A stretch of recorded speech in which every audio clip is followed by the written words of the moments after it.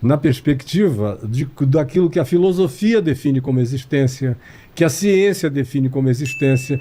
Discutir Deus a partir desses pressupostos é foolishness, é tolice absoluta. Deus não existe, não chega em lugar nenhum. Ele é, e todas as coisas são nele.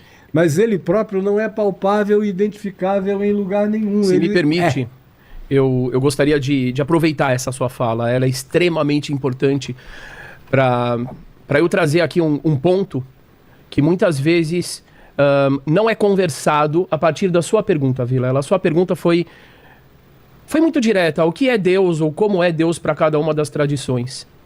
E por um lado, nós judeus, assim como o Sheik colocou, nós temos a pessoa de Deus, até falar a pessoa de Deus é um absurdo. Uhum.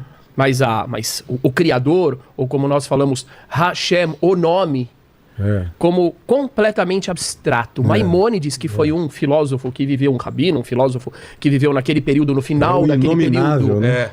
Daquele período de convívio entre os muçulmanos e cristãos e judeus na Espanha, ele dizia que as únicas coisas que a gente pode falar a respeito de Deus é o que ele não é. Uhum. Ele não é finito, ele não é...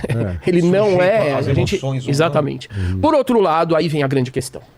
Aí vem uma das questões que eu considero das mais importantes e das menos discutidas, porque precisa ter uma certa dose de coragem para se discutir isso, e também de esclarecimento, porque se você fizer questões e você não tiver respostas, então você deixa as pessoas num abismo.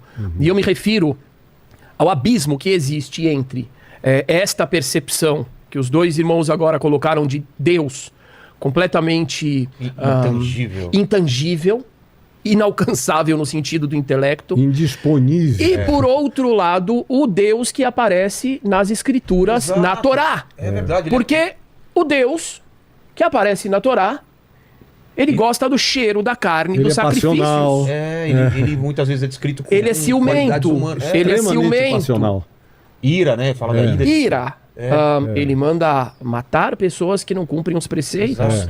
Se a pessoa profanar o Shabat, por exemplo, o sábado, pela lei bíblica, que não é, hoje em dia não é aplicada, graças a Deus, as pessoas seriam mortas. Então, existe aqui uma questão importante que quase não é abordada. A Torá, no seu sentido, é insuportável. Como é que fica esse abismo entre o Deus dos filósofos, dos pensadores, inclusive dos pensadores judeus, como Maimônides no caso, e a escritura nua e crua? E aí, é aí que eu gostaria de fazer uma contribuição aqui para essa conversa extremamente importante. Existem, vamos dizer assim, a visão massificada, infelizmente, não lida com esse problema. E as pessoas vivem uma contradição muito grande. Elas me falam, mas Deus é amor, Deus é isso, Deus é aquilo. Por que você age assim? Se eu ajo de alguma forma um pouco mais contundente, às vezes respondendo um comentário no Facebook, eu falo, puxa vida, mas você já viu como a sua referência de Deus agiu? Você já viu como o rei Davi agiu? E aí as pessoas ficam, no meu caso, não sabem como Jesus agiu. Às vezes eu não também, há nenhum romantismo às vezes eu também do respondo. Amor de Jesus. Às vezes eu também respondo. Nenhum romantismo, tem ações. Exato. Muito bem. Então, fica a grande questão. Como você que Deus é esse? Como resolver esse paradoxo? Então, eu respondo baseado nas escrituras, porque eu não posso tirar coisas da minha cabeça simplesmente para resolver os problemas. Baseado nas escrituras, que uma coisa é o que Deus é em sua essência, outra coisa é como ele se manifesta para o ser humano. Ou como se manifestou. Vamos pegar nas escrituras. Eu vou trazer exemplos concretos. Tem o aspecto da evolução da percepção humana no curso da história, né? Perfeito. A gente vai chegar no mesmo lugar. Então, por exemplo, eu tive a grande felicidade de dar aula para crianças de 3 anos de idade, 4 anos de idade. Eu não podia ter uma conversa dessas com essas crianças. Esse, digamos assim, sou eu, no meu aspecto intelectual mais essencial, falando. Com as crianças eu não posso falar assim, eu preciso falar de outra forma. Onde é que a gente vai encontrar isso? História de Caim e Abel. Deus chega para Caim, depois dele ter assassinado seu irmão Abel, e pergunta: Aie achicha hevel, Aie, aonde está o seu irmão Abel? Como se Deus não soubesse. Como assim o senhor está perguntando onde está aquele que preenche o mundo, ou melhor, aquele cujo mundo está nele? Ou quando Adão e Eva comem a fruta, é lindo. O Eterno pergunta para ele, Aieka, Aonde está você? Hã? Então, o que ele tá mostrando nesse momento? Ele está se manifestando dentro de uma percepção humana para permitir ao ser humano o livre-arbítrio, para colocar limites para o ser humano que muitas vezes é selvagem e bruto e precisa de um limite mais duro. Um dos exemplos mais fantásticos, muito menor.